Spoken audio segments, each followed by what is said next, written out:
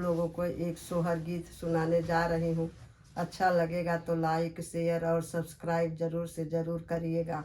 आधी थरियवा में गुड़ घी आधी में तिल चाउर आधे में तिल चाउर हो सखिया आधी थरियवा मोर सुना त एक दीपक बिना एक दीपक बिना हो।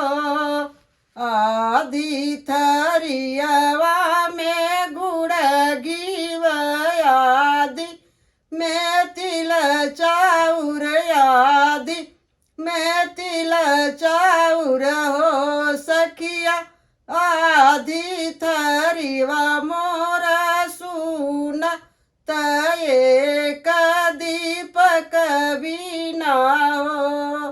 आधे आंगनवा में गोत बैठई आधे में गोतिनी आधे में गोतिनी हो सखिया आधा आंगनवा मोरा सुना त एक ननद बिना हो सखिया मोरा आंगन नीक नहीं लागई एक ननद बिना एक ननद बिना हो। कितना उतलवा जे भरी गए भरी के उलटी गए भरी के उलटी गए हो सखिया तबहु न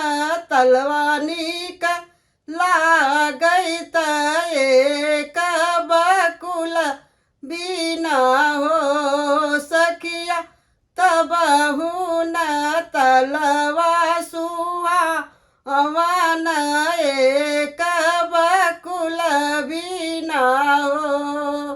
आधे से जरिया पम सोई आधे पपिया मोरया आधे पपिया मोर हो सखिया आधे से जरिया मोरा सुनत एक ललन बिना एक ललन बिना हो सखिया आधी से जरिया मोरा सुनत एक ललन बिना एक ललन बिना हो। आधे थरियवा में गुड़ घी आधे में तिल चाउर आधे में तिल